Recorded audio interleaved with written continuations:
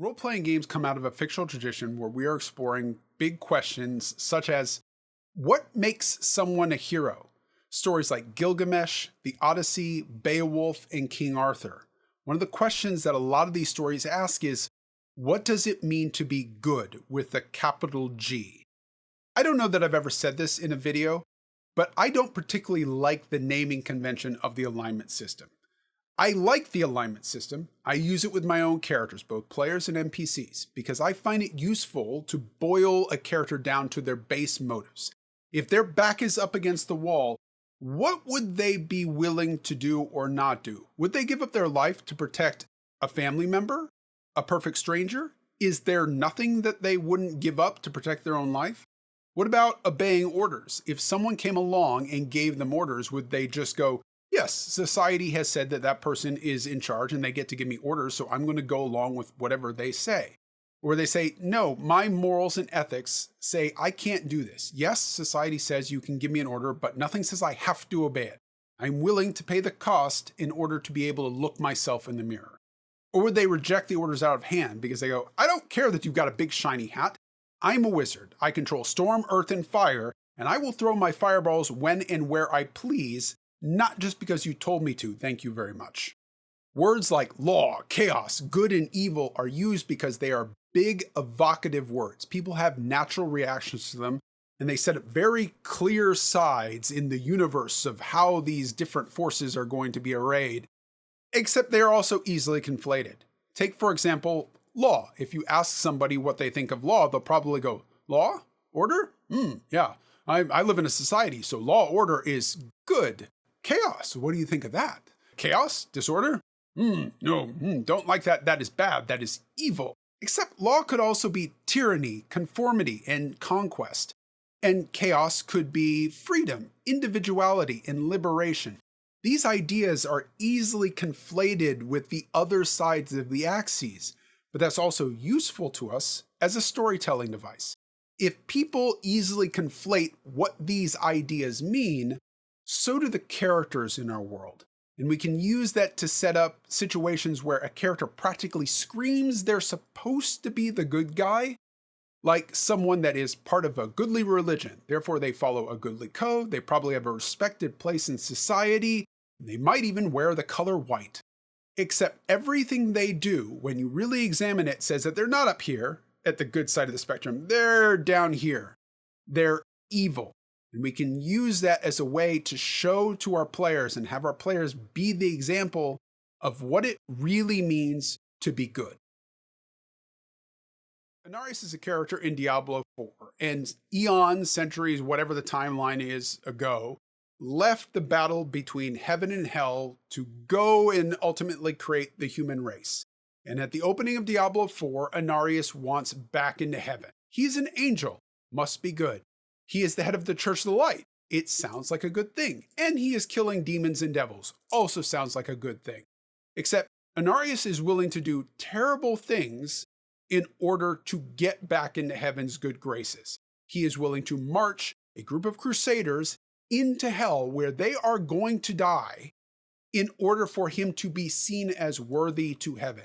He is willing to kill his own son that he believes is an abomination in order to get back into heaven's good graces. And our son. I made it right. To satisfy the heavens. These things are definitely not for his son's benefit. They're not for humankind's benefit. They're not for heaven's benefit. They are just for Inarius' benefit. I will do whatever I have to purge this stain from myself so that heaven will accept me. And he does not get back. What more would you have me do? Tell me, please. There's some argument to be said of whether the other angels reject him or not, but in my personal view, heaven spawned the angels. Heaven, as a kind of conscious plane, could have accepted Inarius back, but heaven would never do that because heaven is fundamentally a good place. And it is not willing to accept what Inarius has done because Inarius is committing evil acts in the name of good. The heavens do not speak. speak to you anymore. Let's start with organizations, because an organization we can do in isolation. We don't have to worry about what the other players, NPCs, or the dice are going to do to our setup. We can have this all in place and ready to go before the curtain rises on our campaign. Organizations, whether that is some sort of a order, a religion, a city, or nation, are founded on the spirit of something, not on the letter of something. The letter is for situations where things are very clearly black and white. This thing is good and this thing is bad. The spirit of something recognizes that that's not how life works. Life is basically on a trackless sea and we have no idea where we're going because everything is a giant fog bank and we're trying to muddle through all of this. Most faiths, for example, have some sort of a founder or founders that provide a bunch of stories, examples of people in different situations, with the understanding that their followers are going to use their intuition to examine these stories and come to some sort of personal wisdom about their current situation, and that these stories, in collection, examining all of them, will give you some sort of guide into how you should behave as a good person. But people don't like gray murk. They like hard and fast rules. If we give them the benefit of the doubt that because people live in societies, and if everybody is individually coming to their own personal wisdom about these stories, they might come to personal wisdom that is incompatible with the society. While the founder's alive, you're probably okay, because the founder can give you another parable or another story, some example of why this person is a psychopath and should not be doing whatever it is that they're doing.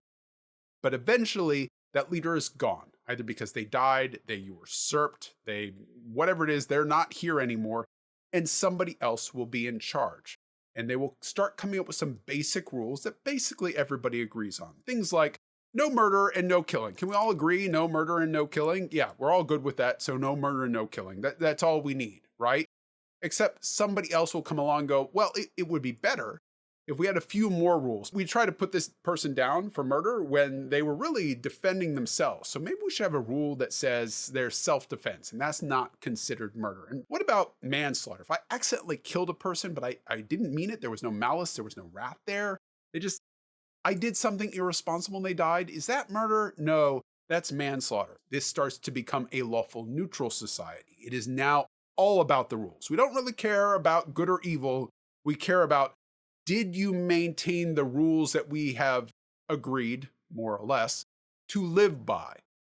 Once you get to that point, you now have a spectrum where it's all about the lawfulness. And that means that you can tip over into lawful evil. Now it's about enforcing a certain set of behaviors, whatever it is that we've determined society is supposed to do, rather than being about charitability, sacrifice, compassion.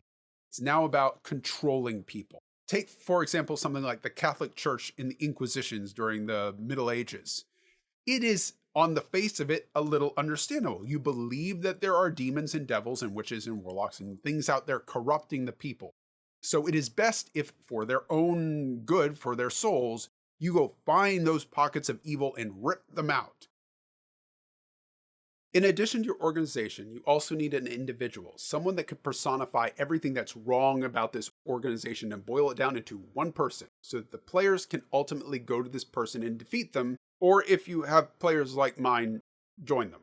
I like to have them have something in common with the players, that be part of the same organization or structure, so that we can get that classic line of, you and I are not so different. Maybe for like a cleric and a paladin, you just make them part of the same faith. That is very tropish, but if players have never done it before, they will find it interesting. It is the first time they've experienced that as a player. If you don't want to do that, you could have them as a member of the same organization. Or like the Harpers or the Emerald Enclave, they have fallen off the true path. To get rid of everyone in the Cult of the Dragon or the Red Wizards of Thay, maybe it's best if we just get rid of all arcane casters. That will definitely solve that problem. Or you could have them as members of some sort of a wizard school. Maybe they're a younger sibling that came up later and their jealousy drove them down this darker path. And now this quest isn't just there to get rid of this evil person, it's actually there to redeem them, hopefully. Whatever it is, this person starts off for me as a helpful individual. They seem like they're doing good. Maybe there are actually devils, demons, and hags wandering among us, and they can prove it. And they act as a sort of quest giver NPC for the players, saying, hey, go here, go there, here's some information for whatever you're doing. hey, I'll go with you and help you along this quest, and aren't I helpful? And the players start to see them as a friend. I might even have intended them to be a friend before I found a use for them in a darker path. Then they start getting a little step away. Yeah, we were killing devils, demons, and hags, but those had to come from somewhere. Look, there's a cult of Asmodeus over there. We should get rid of that. And the players will probably go along with that. It is Dungeons & Dragons. Asmodeus is not a good person, so we should definitely go get rid of that cult. But those are now human beings.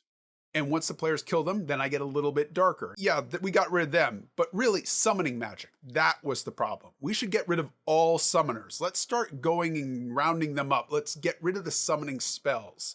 The players will start going, but you could use summoning spells to summon angels and fairies, and those aren't really that much of a problem, are they? Yeah, but you can't know that that's what they're going to do with it. You never know what they are going to do. They're not to be trusted. So the players start getting this icky feeling like, wait a second. I think this person might not be good. I did not see that coming. Really? I did. So obvious. The type of people that would join a crusade or an inquisition, this kind of dark purpose, are doing it because they need to control other people's behavior. Maybe they're doing it because they believe that this is actually what's going to get a deity to love them. Maybe they are doing it to earn respect and affection from a master or a significant other, and that's what's going to do it.